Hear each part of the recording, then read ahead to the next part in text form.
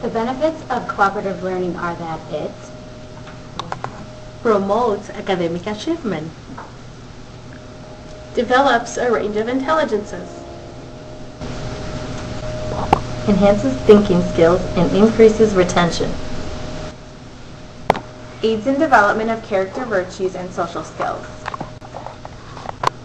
increases acceptance of cultural diversity, develops emotional intelligence, promotes interest in school, class, self, others, and learning.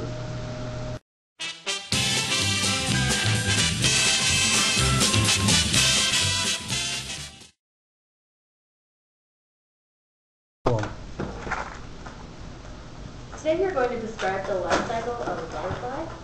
You're going to work together to do it. Okay, get started. Alright, well, the first thing we're going to do... Go write your name on the board. Alright, well, the first step, obviously, is the egg, right, Elise? Yeah, definitely. We need the eggs. Oh, okay. Come on. Yes, it starts with eggs.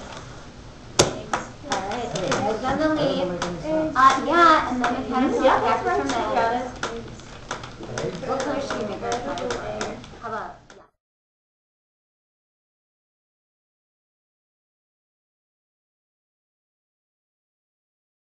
Today you're going to describe the life cycle of a butterfly. You're going to use these pictures to describe the stages of the life cycle of a butterfly. I would like you to use the numbered heads together structure that we've been practicing all week to do this. You all have a chance to share your ideas and to describe the stage of the life cycle.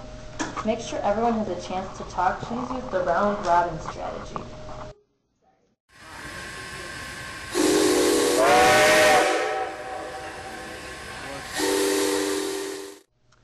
There are a few things a teacher must have in place before conducting cooperative structures. Establishing expectations is critical and can be done through modeling, team building, and making an anchor chart including characteristics of what good cooperative group work looks like and sounds like. Those rules can then be reviewed prior to beginning a structure, and groups can reflect at the end of a lesson to evaluate themselves on those specific characteristics. Start simple and then progress to more complex cooperative structures when the students are at the appropriate ability level. Finished, I will ask either the taskmaster, the gatekeeper, the peacekeeper, or the clarifier to share. Remember to follow the cooperative group rules that we always use when we work together. You're going to practice the same rules that you've been practicing all week. Many different group structures can be used when engaging in cooperative group learning. This example shows a numbered heads structure, where students are in a group with face-to-face peer interaction. Each student has one of the following roles. The gatekeeper encourages participation. The clarifier encourages others to clarify and ask questions as needed. The taskmaster keeps the team on task and monitors the noise level. And the peacekeeper establishes a praising atmosphere in the team. Rachel, why don't you start? You always have good ideas. During direct instruction, the teacher makes sure that the tasks and expectations are clear. She reminds the students about the group learning rules. Rachel, and then you can start for us. We're going to look at the different stages of the life cycle and explain them using our words. I have stage 1. Oh, thanks, Sophie.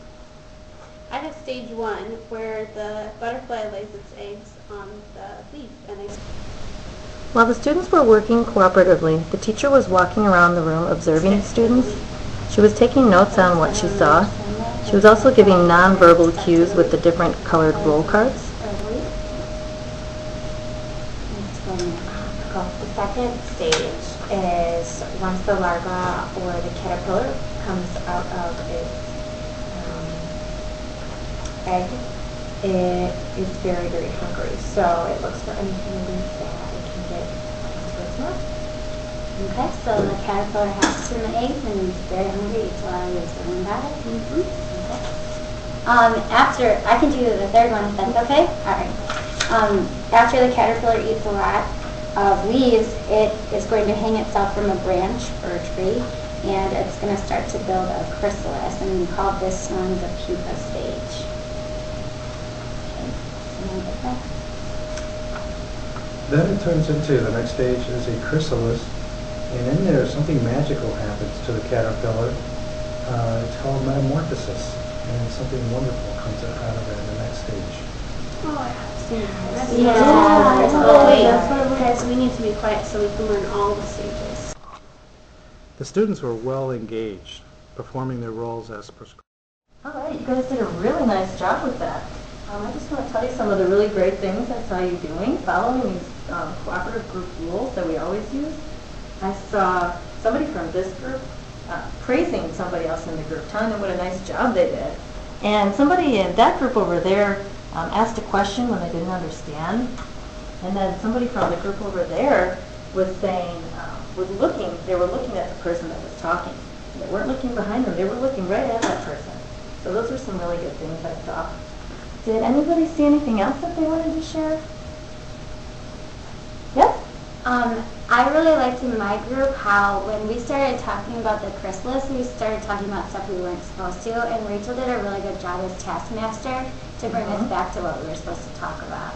Yeah, she did do a really nice job. So that's what the taskmaster does all the time. They make sure people are on task and doing what they're supposed to be doing. All right, nice job. Thank you. At the end of the cooperative activity is what we call the debriefing session. It is led by the teacher, where the teacher offers feedback to the student. And it's important that the teacher stay positive and sometimes ask for student feedback.